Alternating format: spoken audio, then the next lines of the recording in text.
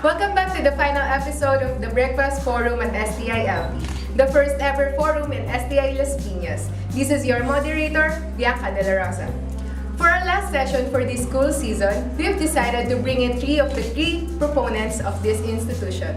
They will join our host, Elaika Gigajo and Joby Lazaro, for discussing what's in store for the STI Academic Center Las Piñas for the coming school season. They will also take us back to this grueling busy second semester where the institution put together a string of activities from the Tagisan and Talino, the school's hosting of the TNT Cluster Competition, the annual Sports Fest, the National Youth Convention, the level of TNT held in Bacolod City, among others. The first of our two guests is the one that always keeps in touch when it comes to student matters. Oftentimes, you will see her with the student leaders of this institution, whether it's an in-house activity or outside of it. Ladies and gentlemen, let's give a warm welcome to Miss Bernadette Rejano. Once you see this school official walks with elegance, there's no denying that she's the one. A lot of times, she'll be backed by students' concerns, academically to be more specific. She's none other than our head of the academics, Miss Grace Gutierrez. Once again, good morning and welcome to Breakfast Forum at STILP. Ma'am, to start this program, we have some questions. This is the first question. Can you tell us about the busy second semester? How are you doing so far? And is the busy second semester taking too much energy for your time? No, I'm always prepared for the busy semester. So, sanay na tayo dyan. And it's always expected that we want to provide our students with student activities para masaya, hindi lang puro aral. So, ready ako lagi. Yes, ma'am. And Job, meron ka bang question? Siyempre, ready ako. And then next is, looking at the calendar for the whole school year, it looks like the second semester is loaded with activities. Then, do we have plans of shifting some of these activities in the first semester to balance things out? Like what activities? For example, sports fest. That kind of activities. Actually, yung plan natin for the sports fest, this will be done if, excuse me, Enrique. Every once a month, tama ba ako ba? Gagawin na siyang distributed ng games for the whole school year. So that is the plan for next school year. Oh, nakaka-excite naman siya. Sayang naman, graduate na ako. Pero yung ibang activity, as isa talaga siya, kung naka-assign siya for, naka-schedule siya for first set, yun lang talaga, and then for second set, hindi mababago, except for the sports fest. Super talagang broad na yung sports fest natin ngayon. Para hindi rin na-apektuhan yung classes ninyo, kasi halos 1 week tayo hindi nagka-klase dahil sports fest. Ngayon, talagang all year round, nag-sports kayo. Tsaka we can add more games, more sports. Sorry, exciting siya. So ma'am, this is our third question. What was the most challenging experience you've encountered? This is for Mumbadet, about dealing with the students. Parang beauty contest. Dealing with the students, iba-iba kasi yan eh. Kasi bawat student, iba-iba rin ang ugali. So iba-ibang approach. Pero siguro, challenging kasi, minsan di talaga sila sumusunod, especially dun sa mga wearing of the proper uniform. Pero basically, okay naman. Mababait naman sila. And for Ma'am Grace, about dealing with the students and co-faculty members. For faculty members, ma'am, about dealing with it. Well, kung if you will notice, nakikita nyo ako sa second floor, sa third floor, talagang I'll make sure na lahat ng faculty na doon. Siyempre, at me naman at all times nasisilip sila na nandiyan dyan, nagkaklase. So, hindi naman lahat ng faculty ay perfecto. So, pag nakikita natin medyo merong hindi nakaka-absent, they have reasons naman. Kaya lang you need to call attention na dapat kung na-miss mo yung klase na to, kailangan i-make up mo. Para naman si students, hindi siya nagdulugi, magbabayad kayo. So, dapat kung ano yung binayad mo, hindi yung ipapalit natin. Tama. Pero ma'am, masasabi niyo pa rin po ba na may mga matitigas pa din na ulo ng professors? Hindi naman matitigas ang ulo. Matitigas. Parang estudyante lang din, hindi rin matitigas ang ulo ng mga bata. Minsan medyo nagiging naughty lang. Okay?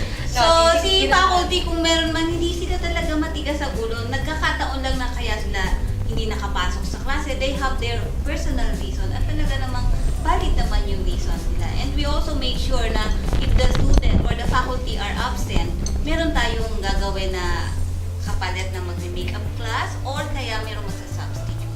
And in case na wala, kailangan the students din, syempre, pwede naman sila lumapit doon sa office namin. Yes. So, sa office ko, especially, na ma'am, parang si ma'am or si sir po na ganito, medyo hindi yata po kami napunta ng ganitong time o meron kami na-miss na kailangan po namin i-cope.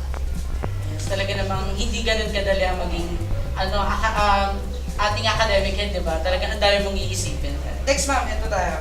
In all honesty, how would you sum up the entire 2016-2017 school year? And if you can pick 3 significant things that happened this school year, what are these 3 things? Ako ba yan? Para sa akin. Significant yung paglipat.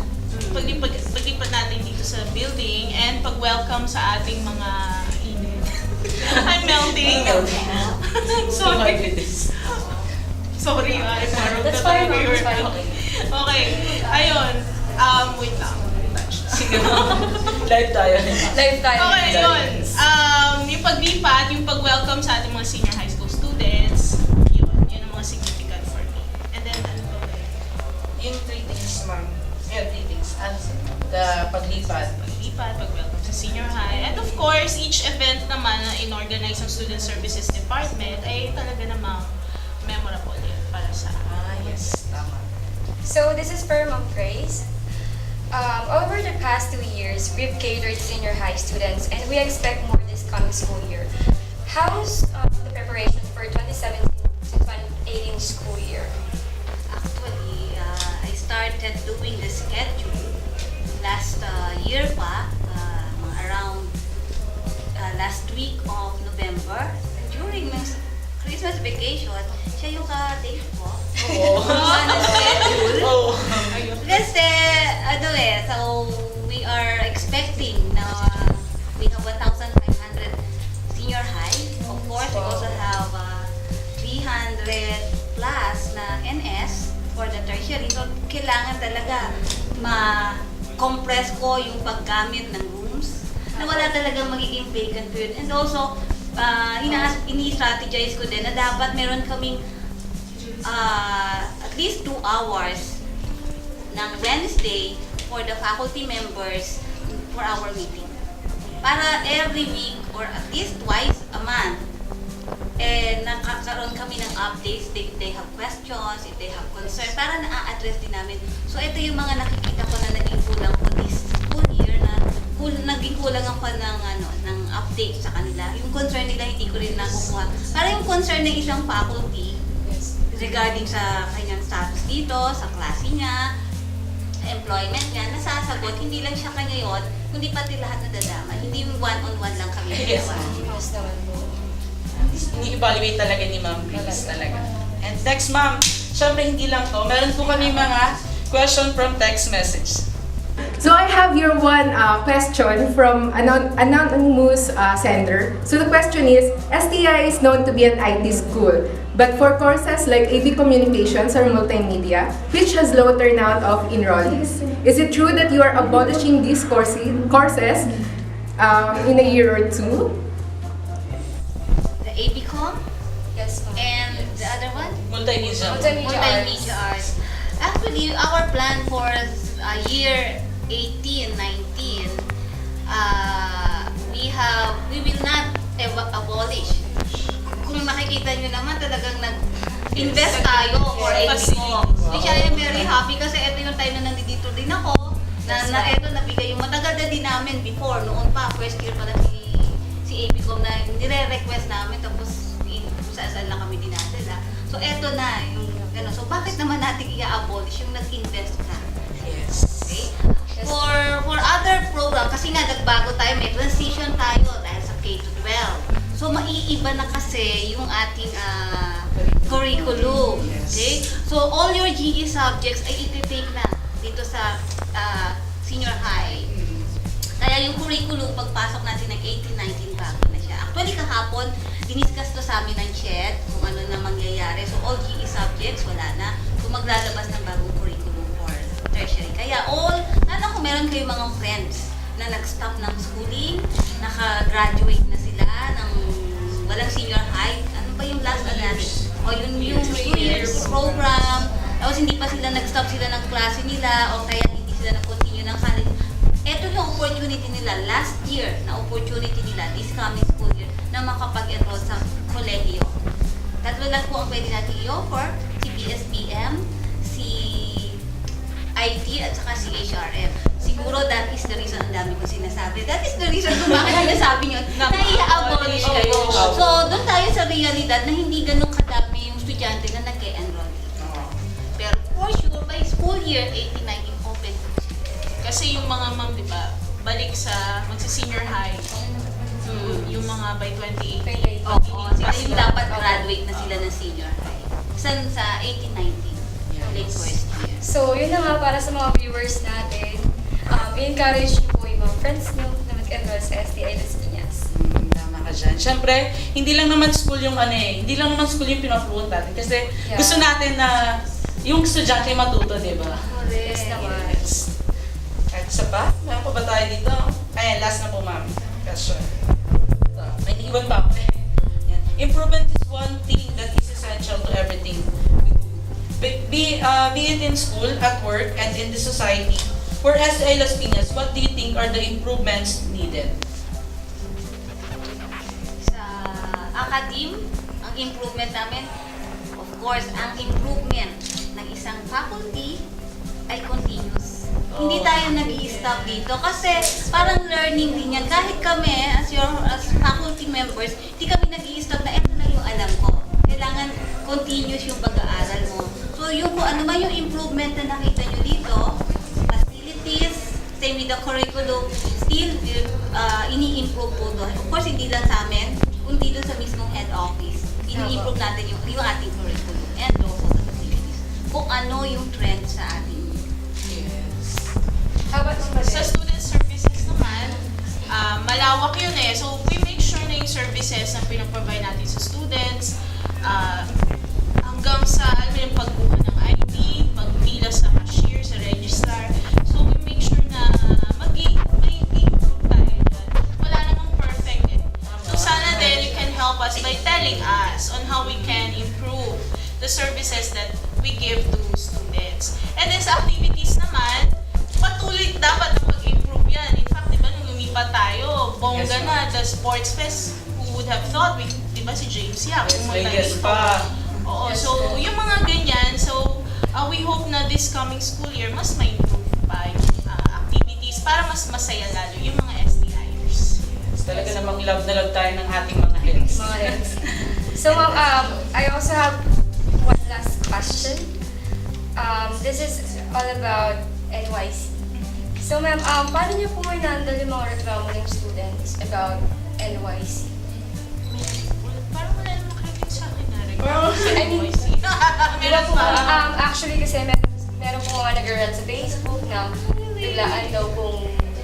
So I cannot handle something that I don't know. Diba? So hindi ko alam yung mga rat nila na yan. So wala tayong na-solve or walang nakuha na explanation. But yung NYC kasi is really every year na it's conducted and we have to attend because it's another opportunity for students to learn ideas and knowledge na tungkol sa field nila outside of the classroom. Siguro sa regarding sa pag-run sa FB, siguro gusto ko na i-grab itong opportunity na to. For all those students, hindi lang sa students, sa lahat ng tao, no? So kung meron kayong something na concern, especially regarding sa academe, sa school, sa mga faculty, sa staff, kung ano yung concern nyo regard na nag-concern sa inyo, na masasagot ni school, di ba much better na puntahan niyo yung office namin? Kayo, si AB ko, nakakapunta din kayo sa office ko, di ba? O kung hindi man sa akin, sa program head, ganito lang yun. Punta kayo sa faculty, sa teacher concern, kung hindi siya nasasagot, go to the program head. If not, pwede pa rin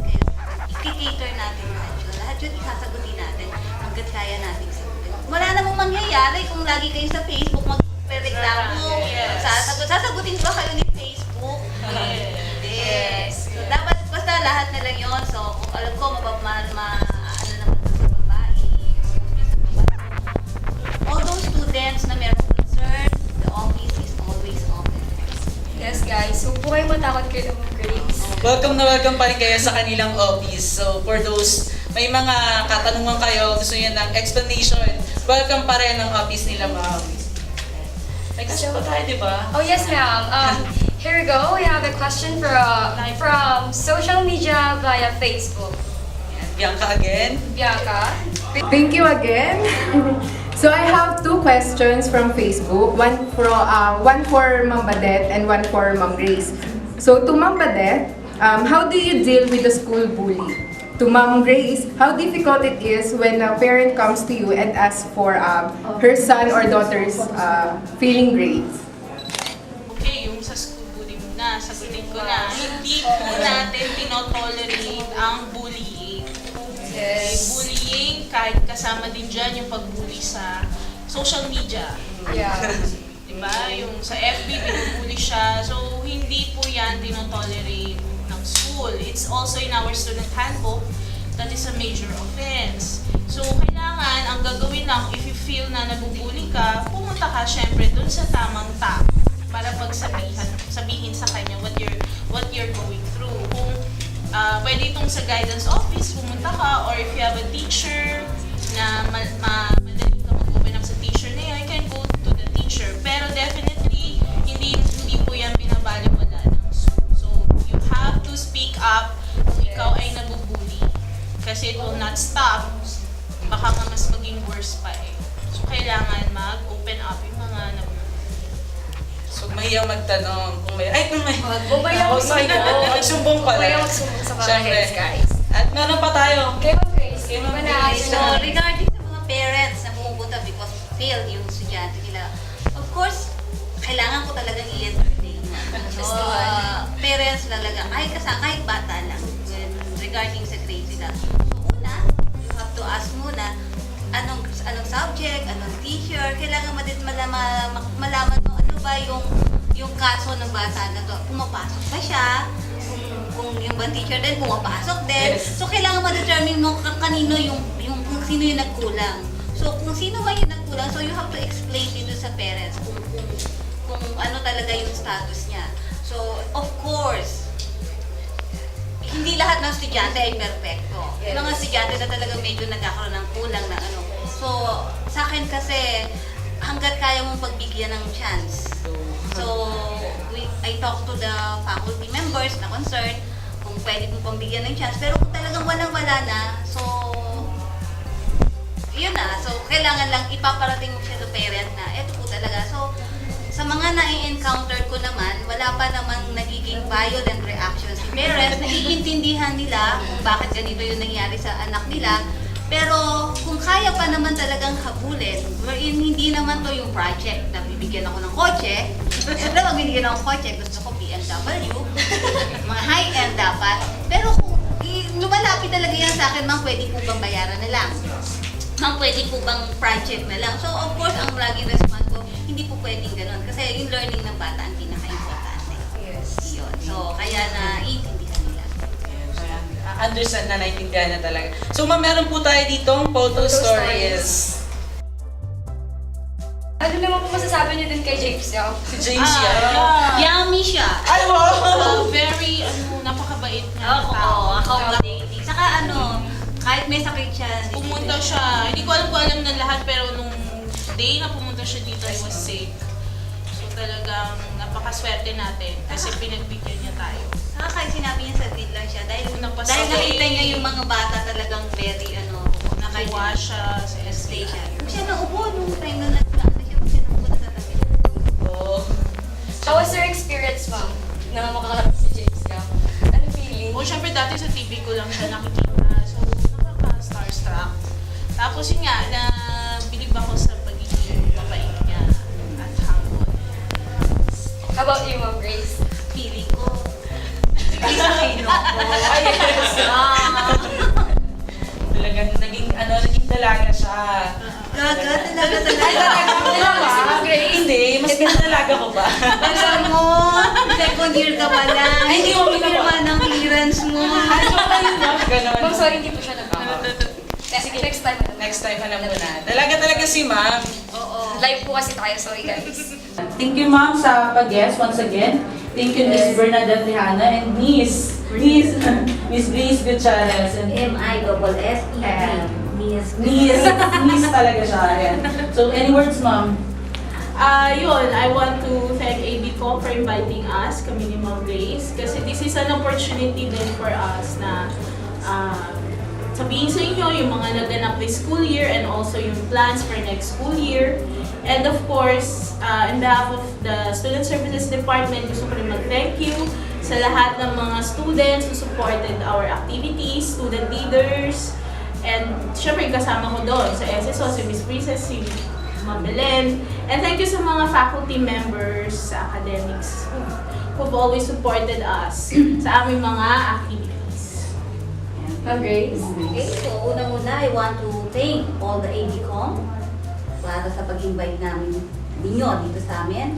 Of course, gusto ko din i-congratulate dito sa mga projects nito. Nakita ko yung pag ano ng mga ginagawa niyong project and good job. Good job too. Thank you so much. Of course, sa mga estudyante, malapit ng final exam natin. Ngayon, nag-aaral na to, nag-start si final exam ng graduating student. Good luck din. So, starting next week, ay si tertiary and senior high. Good luck. And sana pasado kayo lahat. Good luck, guys. Good luck. And ma'am, may announce po ba kayo for the graduating students? Some announcement ma'am? Oh, announcements, may pictorial na sila sa March 27, 28, and 29. So we will be texting naman kasi iba-ibang schedule per program. So far, yun muna because they may get yung kanilang waiver na nandun ang schedule sa registrar. At saka ma'am, regarding daw po sa graduation ball, meron na daw po bang final decision about sa motive ng... As of now, wala pa eh. So, intay lang sila kasi we make sure naman that we update them through text messages. So, they have to make sure na updated yung contact number nila sa akin. So, punta lang sila. Kung ba they change their cellphone number, punta lang sila sa akin. So, thank you very much. So, thank you again, ma'am. And yan, natapos na nga ang ating last session. Ito na yung last session ng ating breakfast forum for this school year. Pero hindi pa tayo dyan nagtatapos. See you pa rin for the next school year. At magbabalik pa rin kami. Kita-kits pa rin. So, there goes our final session for the school year. Yeah, we would like to thank our guests, Miss Bernadette Rijano and Miss Grace Gutierrez. I am Joe Bilasado. And I'm Elaika Gigal. Kita ng kape at kwentuhan sa mga issues magandang pag-usapan. Salamat sa inyong pagsubaybay. This is Breakfast Forum at STILP.